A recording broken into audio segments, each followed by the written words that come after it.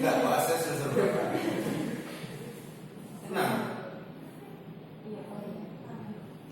Kenapa kayak sampai lupa semester berapa? Berarti semester depan selesai ya? Allah. Kualitas semester berapa? 6 juga. Sekarang sudah laporan kasus ya. Kasusnya apa?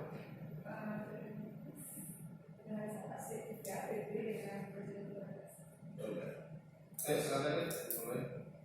Selamat pagi Yoga, selamat pagi teman-teman. Om Swastiastu, Assalamualaikum warahmatullahi wabarakatuh. Salam budaya dan salam sejahtera untuk kita semua. Jadi sebelumnya terima kasih dokter sudah meluangkan waktunya pada kesempatan kali ini dan juga teman-teman saya. Jadi sebelumnya perkenalkan saya Indah Diana, NIM 32. Jadi akan melakukan presentasi laporan kasus saya. Kali ini yang berjudul tata laksana perioditis generalisata stage 3 grade B dengan prosedur kualitas subindividual. Langsung saya masuk ke bagian masuk ke bagian latar belakang. Jadi penyakit periodontal itu dapat berdampak serius dalam kehidupan sehari-hari. Jadi terdapat beberapa dampak yang dapat diakibatkan oleh penyakit periodontal ini seperti kesulitan dalam mengunyah, yang tentunya akan membuat penurunan dari kualitas hidup seseorang, kemudian berbicara, atau bahkan apabila sudah memasuki fase yang lebih lanjut, itu dapat menyebabkan kerusakan dari kelekatan yang menyebabkan kegoyangan gigi atau bahkan dapat menyebabkan kehilangan dari gigi seseorang. Kemudian penyakit periodontal ini di seluruh dunia diperkirakan akan terus meningkat, di mana sudah dinyatakan sebagai penyakit yang mendapat perhatian serius di bidang kesehatan global. Sedangkan di Indonesia sendiri, prevalensi periodontitis itu sudah mencapai 74,1%. Di mana faktor risiko itu seperti kebersihan mulut yang buruk, kebiasaan merokok, diabetes, dan genetika itu dikatakan dapat meningkatkan risiko terkena periodontitis. Nah, kasus penyakit periodontal ini seringkali ditemukan pada kondisi yang sudah parah karena penyakit ini tidak menunjukkan gejala awal yang signifikan di kemunculannya. Jadi berbeda dengan kasus seperti di karies yang menyebabkan pasien merasakan sakit yang sangat, sedangkan kalau penyakit periodontal ini di awal kemunculannya dia tidak menunjukkan gejala yang signifikan, jadi sering dikatakan sebagai silent killer. Nah, terapi non bedah seperti screening kebersihan gigi, scaling, dan root planning menjadi pilihan pertama dalam pengelolaan periodontitis. Nah, pada kasus yang lebih parah atau lebih lanjut, itu intervensi bedah mungkin diperlukan seperti kuretase. Jadi laporan kasus ini akan bertujuan untuk memberikan gambaran tentang pelaksanaan periodontitis, mempromosikan kesadaran tentang pentingnya kesehatan periodontal dan menyoroti pentingnya perawatan berkelanjutan dalam pengelolaan dan pencegahan periodontitis. Di mana tingginya kasus periodontitis ini menunjukkan bahwa pentingnya pendekatan proaktif dan juga preventif yang sesuai untuk mengelola ataupun mencegah penyakit ini untuk berlanjut menjadi kondisi yang lebih parah. Selanjutnya saya masuk ke bagian tindakan pustaka. Di sini saya akan membahas sedikit saja mengenai periodontitis dan juga kuretase. Jadi periodontitis itu adalah penyakit inflamasi yang disebabkan infeksi pada jaringan penyangga gigi atau jaringan periodontium. Di mana faktor utama dari penyebab periodontitis ini adalah plak gigi dan juga diperkuat dengan adanya kalkulus. Untuk penata laksanaannya dapat mengikuti 4 fase perawatan, yaitu fase inisial, bedah, restoratif, serta pemeliharaan atau maintenance. Nanti dalam laporan kasus juga akan saya jabarkan mengenai cara perawatan dari 4 fase ini yang dilakukan pada kasus yang akan saya jabarkan. Kemudian untuk kuretase sendiri merupakan prosedur pengangkatan jaringan lunak yang mengalami inflamasi secara lateral pada dinding poket periodontal, di mana dia memiliki indikasi dan juga kontraindikasi. Untuk indikasi dari penata laksanaan kuretase ini adalah yang pertama adanya poket infragoni moderate yang masih dapat diakses dan tidak membutuhkan pembedahan yang terbuka. Kemudian kondisi di mana prosedur non definitif harus dilakukan untuk mengurangi inflamasi pada pasien yang memiliki masalah sistemik. Jadi pada pasien yang tidak dapat dilakukan suatu prosedur pembedahan ekstensif mungkin dapat dilakukan hal ini. Kemudian poket yang dangkal dengan kedalaman 4-5 mili. Kemudian prosedur awal sebelum dilakukannya pembedahan terbuka, adanya kehilangan perlekatan dan kerusakan tulang alveolar yang progresif serta kondisi meningkatnya mikroorganisme patogen. Kemudian apabila setelah dilakukan perawatan inisial masih ditemukannya adanya inflamasi, edema, dan poket dengan kedalaman 3-5 mili pada gigi pak. Sedangkan untuk kontraindikasinya itu ada infeksi akut seperti NUK, kemudian fibrosis pada gigi pak, gingivae, kemudian dasar kokek yang dalam hingga mencapai mucogingival junction, kemudian adanya keterlibatan perkasi, di mana mungkin lebih mengarah ke bedah periodontal. Saya masuk ke bagian laporan kasus. Jadi di sini terdapat dua kasus di mana pemeriksaan subjektifnya menyatakan sebagai berikut. Untuk keluhan utama pasien mengeluhkan gigi bagian belakang arah bawah giginya terasa sakit. Kemudian dari anamnesis, pasien perempuan umur 3 tahun datang mengeluhkan gigi bagian belakang bawah giginya terasa sakit dan sakitnya terasa bertahan beberapa lama saat setelah makan. Gusi sering berdarah saat menggosok gigi, tapi pasien tidak ingat kapan gusi mulai berdarah. Pasien juga tidak melakukan perawatan terhadap gusinya yang berdarah tersebut dan biarkan begitu saja. Kemudian sakit pada gigi ini terasa bertahan beberapa lama setelah makan. Kemudian pasien menyatakan juga terakhir kali menggigit gigi 1 bulan yang lalu untuk melakukan pembersihan pada gigi. Pasien menggosok gigi 2 kali sehari. Kemudian pasien tidak menggunakan alat pembersihan gigi lain. Untuk riwayat dental, jadi pada gigi pasien ini dia menyatakan bahwa beberapa giginya mengalami keropos hingga menyisakan seakar di gigi rahang atas, belakang, kanan, kiri, dan juga gigi rahang bawah giginya. Kemudian tadi riwayatnya terakhir kali dokter gigi untuk membersihkan karang gigi 1 bulan yang lalu. Untuk riwayat penyakit sistemik, pasien menyangkal memiliki riwayat penyakit sistemik atau alergi. Kemudian pasien tidak memiliki riwayat darah lama berhenti atau luka lama sembuh. Pasien tidak sedang mengonsumsi obat-obatan atau perawatan lainnya, dan pasien menyangkal anggota keluarga memiliki riwayat penyakit lainnya.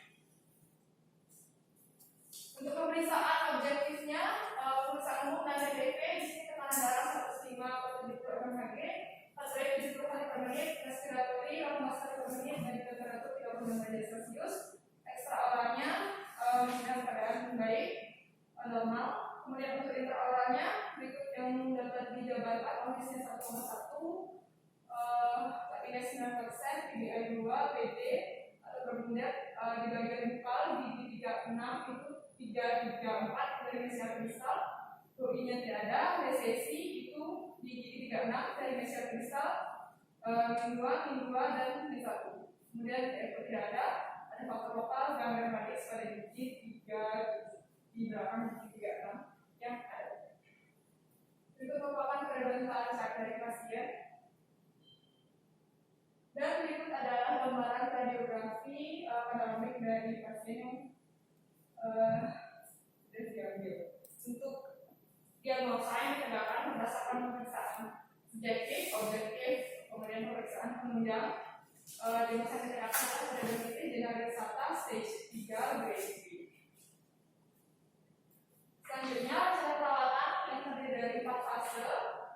Jadi di fase pertama ini dilakukan ekstraksi sisa akar gigi 37. Kemudian masuk ke fase 4 untuk dilakukan kontrol, cek oris, cek kondisi gingiva, cek oklusi, cek mobilitas, kemudian kondisi patologis lainnya. Kemudian untuk setelah itu dievaluasi, baru masuk ke fase 2 untuk melakukan kuretase gigi 36. Dan fase 3 kuretase gigi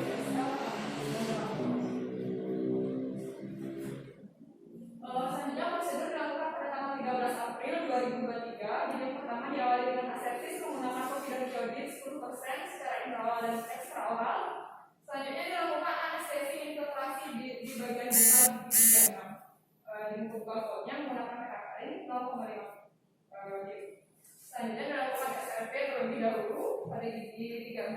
Selanjutnya dilakukan prosedur kuretase menggunakan kuret besi nomor 78. Jadi dimasukkan dengan sudut 0 derajat. Kemudian sudutnya dirubah saat sudah mencapai dasar sulcus. Itu dia lebih dari 90 derajat sehingga bagian yang tajam menghadap ke jaringan. Kemudian tangan satunya itu memfiksasi gingiva untuk memberikan tekanan ringan. Kemudian lakukan gerakan kuretase horizontal terlebih dahulu sampai menyentuh dari tulang alveolar. Kemudian setelah itu baru dilakukan gerakan vertikal menyekop jaringan granulasi yang ada pada dinding lateral bokong. Selanjutnya dilakukan irigasi menggunakan salin. Irigasi dilakukan intrasirkular menggunakan salin. Selanjutnya dilakukan kontrol perdarahan dengan menekan lokasi pembedahan selama kurang lebih 5 menit. Kemudian dilakukan manipulasi dari periodontal pack dan diaplikasikan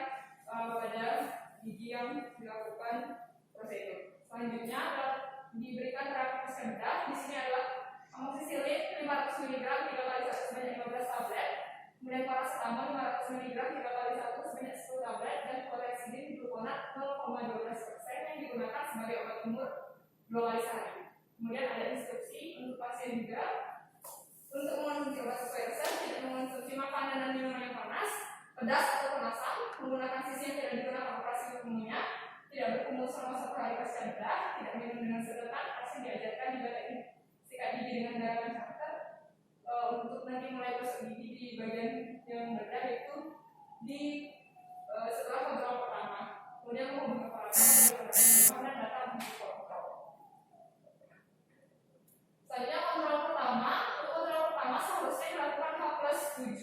Namun di sini kebetulan waktu itu ada libur klinik sehingga untuk kontrol pertama dimajukan menjadi H+5. Jadi dilakukan pada tanggal 18 April 2023. Untuk subjektifnya pasien tidak memerlukan adanya rasa nyeri ataupun bengkak, serta pasien mengaku bagian perineal dressing itu sudah lepas sehari setelah dilakukannya perkasa.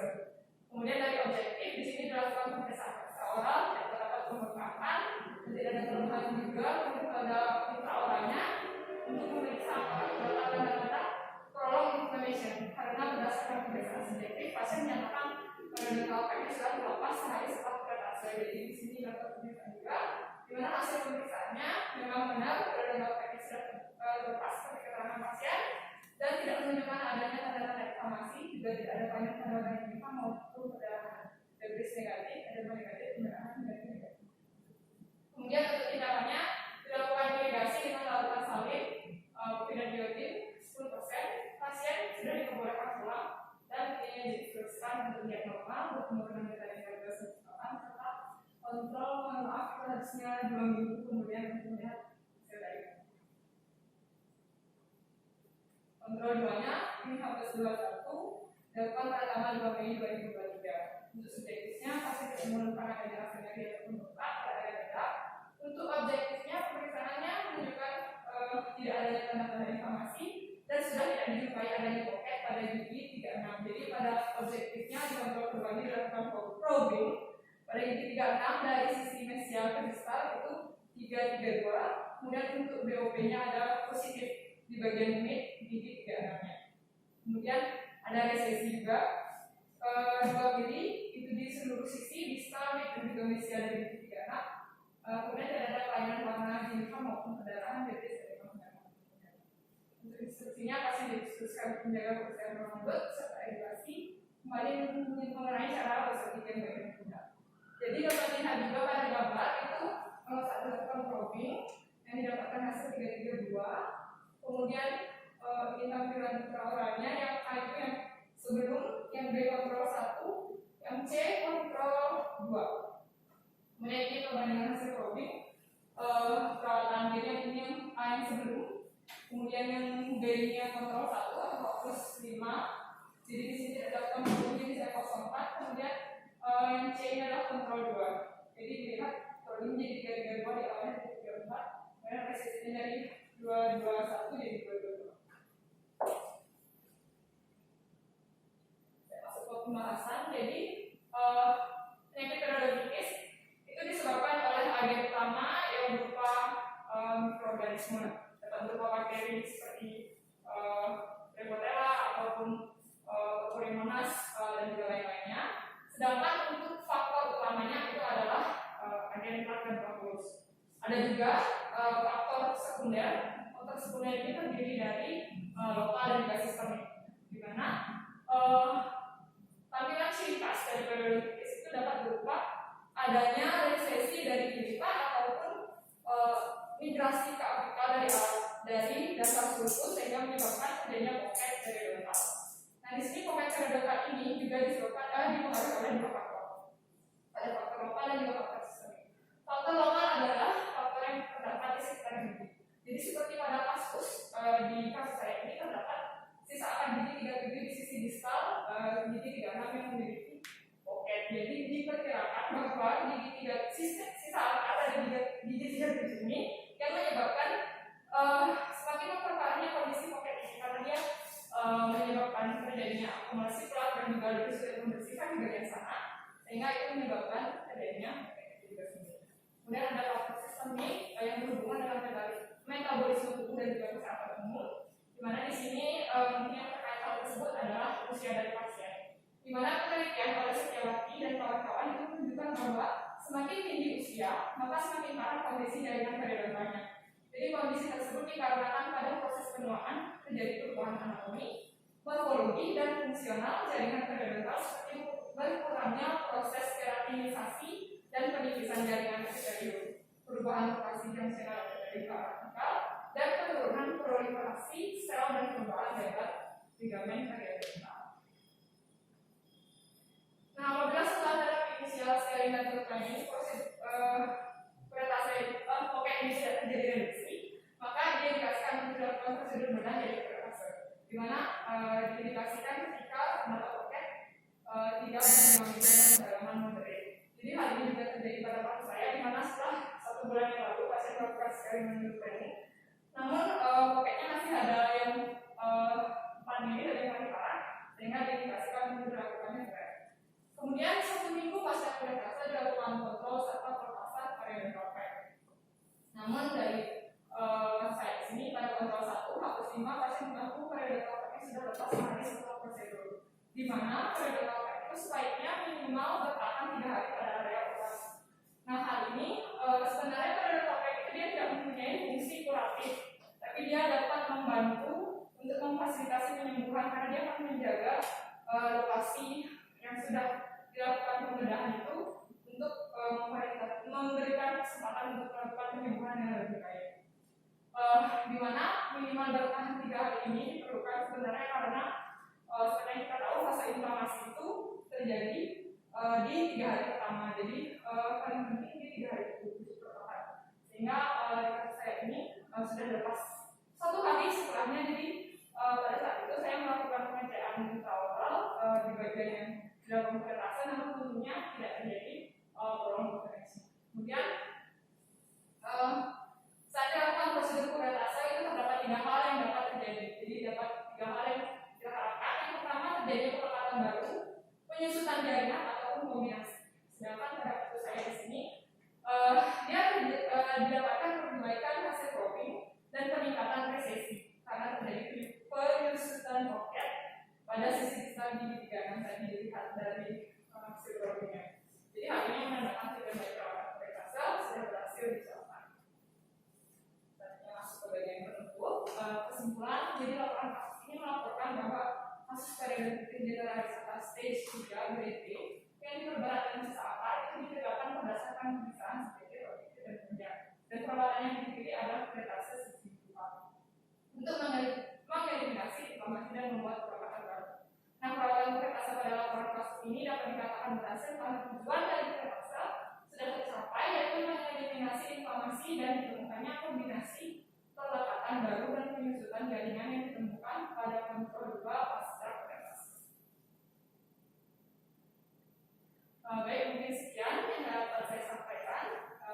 Selanjutnya saya buka dengan sesi pertanyaan atau mungkin ada saran dan perbaikan dari teman-teman. Terima kasih. Saya mungkin pantun soal indah ya, PPT-nya sih bagus, menarik. Tulisannya sih cukup besar, bisa baca nggak sebenarnya? Bisa. Sayangnya itu cuma 1. Namun ketika memaparkan tulisannya terlalu banyak, jadi kamu hanya kopas dari makalah. Harusnya kan sana poin-poinnya aja sehingga gambar yang kamu tampilkan itu bisa lebih besar. Yang saya harapkan sebenarnya lebih banyak gambar informatif yang di sana dibesarkan sehingga teman-temanmu itu bisa lebih jelas lagi. Ini gambarnya kecil kan? Iya. Itu kurang besar. Oke, ini tadi semester berapa? 6 semua. Bisa angkatan? Ada belum? Kecuali 1. Yang belum kurat siapa? Udah semua. Saya baru kami sini diskusi pre-order. Baru diskusi pre-order. Jadi yang lain udah kurat semua kan? Udah punya pengalaman kurat semua kan? Sudah. Yuk, silakan tanya. Ada pertanyaan nggak? Dari diagnosisnya, dari rencana perawatan. Kalau kamu punya pasien kayak gini, sama Kalau misalkan beda, tanyain kok beda. Saya ngomongnya kayak gini, bisa tahu. Ya tahu. Ya. Saya yakin kalian juga nggak dapat ini kan, nggak dapat masalah kan. Tapi yang saya harapin itu dari paparannya Sinda. Silakan. Udah dimancing nggak? Dikasih gambar dari. Teman-teman kalau misalnya ada pertanyaan silakan nggak apa-apa. Apa ini yang saya senang? Gak ada titipan berarti. Boleh dari Natasha. Sebelumnya terima kasih buat kesempatannya. Jadi kan nanti mau tanya mengenai hasil dari perawatannya. Nah, tadi kan sempat pembahasan bilang kalau hasil dari data itu bisa menunjukkan jaringan, kehilangan terbentuknya pelekatan atau kombinasi. Jadi kalau dari hasil kasusnya dari itu, yang mana dia masuk hasilnya? Terima kasih buat pertanyaannya. Mungkin dari yang lain ada lagi. Boleh dari Elisa. Saya waktu lomba satu itu nggak dilakukan coding ya deh, terus dilakukannya IPS aja. Nah mau nanya caranya kemarin dari IPS itu, IPS-nya gimana atau tidak terus menghadapi prosedur?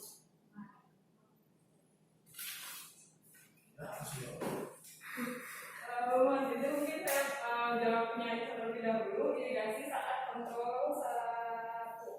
Jadi pada saat kontrol 1 dia memang benar tidak dilakukan probing karena penyembuhan dari situs epitelium itu terjadi 2 sampai 7 hari kalau nggak salah. Nah sehingga sebenarnya tidak boleh untuk dilakukan kayak memasukkan benda ke situsnya. Tapi kemarin untuk saya melakukan irigasinya itu tetap sebenarnya sedikit infrastruktur gitu ya. Jadi kayak dimasukinnya ke sulcus itu sedikit, tapi nggak sampai ke dasar sulcus. Jadi dimasukkan sedikit di sulcus itu cuma sedikit aja sehingga dia di tujuan yang mau diirigasi itu tersampaikan. Bisa diterima? Dikit amat. Kalau misalnya ada yang salah mungkin Gak apa-apa. Oke, tak lurusin ya. Jadi, pertanyaan apa? Nah, berarti irigasi yang kamu harapkan intrasirkular atau ekstrasirkular? Yang kamu harapkan? Nggak tahu. Oke, kamu rencanamu mau subgiva atau supragiva? tapi sedikit Oke, sedikit banyak juga masuk tuh. Kenapa kamu mau subgiva? biar yang tujuan yang mau diirigasi kan sebenarnya bagiannya jaringan yang di dalam gitu.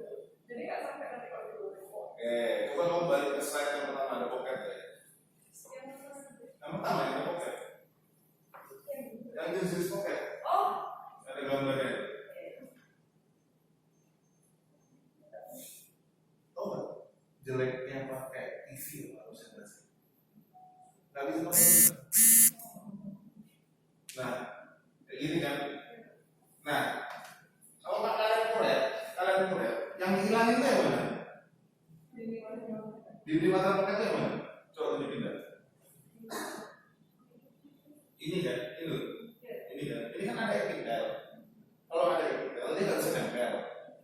Kalian kuret, kalian taruh epitelnya supaya nanti jaringannya nempel. Prinsipnya kan gitu, ya kan? Nah, kira-kira apa yang bakal ganggu proses penempelan itu sama proses penjual? Iblis, makanya diusahain ada apa yang buat ngalamin namanya? Sampai gitu. Berarti memang harus irigasinya subgiva. Jadi sudah betul. Jadi irigasinya itu dimasukkan sedikit, tidak boleh sampai dasar sulcus, dan begitu diirigasi dengan perlahan. Cuman saya bukan nggak setuju, saya tidak sukanya adalah tadi Indah pakai salin sama ion. Ya kan, ajarannya kalau di bedah mulut harus kita ekstraksi kan pakai salin dan iodin, ya kan. Cuman jaringan sulcus itu, jaringan ikat itu harus dibuang. Jadi besok adik-adik yang belum korek, irigasinya masalah itu pakai salin aja. Pakai salin aja, karena kita mau dekolonisasi batik bakteri aja, gitu ya. Kan di sana udah dari sistem pertahanan ya sebetulnya. Gak usah sampai pakai antiseptik, takutnya itu nanti mengganggu sel-sel yang nanti akan nempel ke semen. Oke, kedua silakan. Yang kedua tadi yang terjadi di kasus ini merupakan penyusutan atau kombinasi.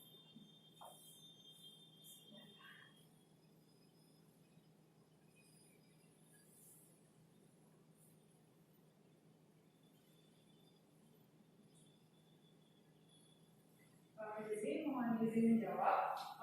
Jadi terdapat 3 hal yang dapat dilakukan setelah dilakukannya petase, terjadinya pelekatan baru, penyusutan paket ataupun kombinasi dari keduanya. Kalau misalnya di sini dari kasus yang saya kerjakan, di sini dapat dilihat kalau hasil probingnya itu dari 334 menjadi 332. Jadi menurut saya dia di sini terjadi perlekatan baru karena yang awalnya probingnya itu 4, dia menjadi yang di sini yang merah ini dia menjadi 2, sehingga dari yang 4 dia terjadi perlekatan sehingga dasarnya itu terbentuk perlekatan sehingga probingnya jadi 2 dari yang awalnya jadi 4. Jadi kan di situ menandakan terjadi perlekatan. Kemudian selain itu juga dilihat di sini dari resesinya dia -2, -2, -1. Jadi yang kontrol terakhir itu -2 semua. Jadi menurut saya di sini juga dia terjadi penyusutan karena resesi itu kan diukur dari CEJ ke margin. Jadi dapat dilihat bahwa karena resesinya bertambah, jadi dia kayak menyusut gitu dari menurut saya. Kalau misalnya mungkin dari teman-teman ada yang setuju atau tidak meluruskan. Biasanya kalau dalam satu ngoper ya. Ya, Tapi nggak apa-apa. Silakan udah track. Ngerti maksudnya nanti. Jadi kombinasi Iya. penyusunan sama pembentuk pelekatan. Oke. Tahu dari mana itu bisa? Ini dok yang resesinya dia meningkat, yang di bagian distalnya awalnya kan -1, jadi -2. Oke. Terus kenapa nggak penyusutan aja? Kenapa kombinasi? Soalnya ini juga hasil probingnya terjadi peningkatan hasil probing. Jadi awalnya 4 poketnya, terus dia menjadi 2 dok yang di sisi paling distal. Oke. Memang tandanya kenapa dari 4 jadi 2 itu kamu bilang ada kombinasi? Kenapa nggak penyusutan semua?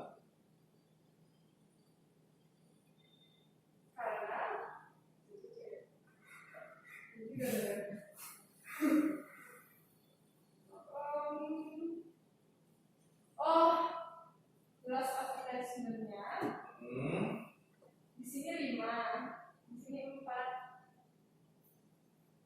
Berarti terjadi 5. ya, di sini kan 4 sama 1, jadi 5. Terus di sini 4 ya dok. CAL berapa? CAL-nya yang awalnya 5, yang di sisi distal, yang lain ada berapa? CAL-nya 5, oke distalnya. Terus yang itu Row terakhir jadi 4. 5 terus jadi 4 berarti ada. Perlekatan. Ini tuh cara ngitungnya. Yes lulus. Oke. Jadi memang yang tadi saya ngomongin tadi, kalau akan menempel kembali itu berarti ada proses pelekatan baru, ada new attachment. Cara tahunya dari yang Indah bilang tadi, dari lihat CAL-nya, ya. Nah sekarang gini, kalau ternyata businya itu edema tahu? Edema itu bengkak. Nah, dia bengkak, otomatis poketnya bertambah atau berkurang? Bertambah, ya kan? Terus habis Indah korek, edemanya tidak ada. Berarti dia sembuh karena apa? Penyusutan. Dari yang poketnya 6 jadi 2, tapi dia penyusutan. CAL-nya berubah.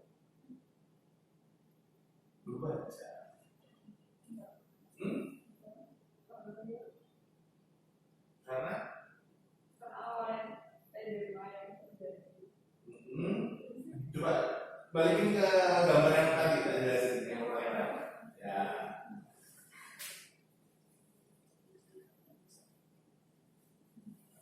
Terus.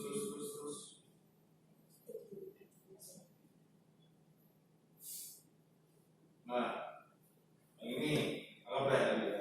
Ini yang depan ya, yang depan. Ini poketnya 5, terus dikurang pindah, terus jadi 2, tapi dia nyusul. CAL-nya berubah ya? Awalnya CAL-nya 5, terus habis dikurang, terus dia nyusul. CAL-nya berubah. Enggak, berubah enggak?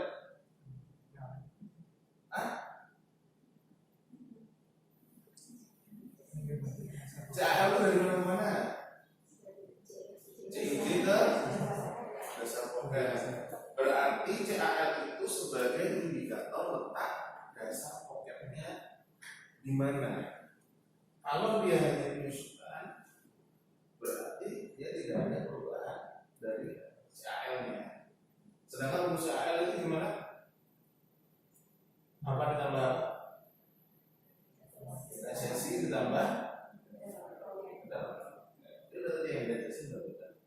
Ya, jadi tahu dari mana ini kamu purna, terus kok ini sebenarnya nyusut atau ada perangkat baru itu dari perubahan CAL ya. Kalau probing depth-nya dia mengecil tapi CAL tidak berubah, tidak penyusutan. Sama kayak kamu gigivectomy. Kamu kan nggak berubah dasar pocket yang di mana letaknya, ya. Itu sama proses eliminasi kompetensi. Ya, oke. Ada pertanyaan lagi? Gak ada? Kalau gitu saya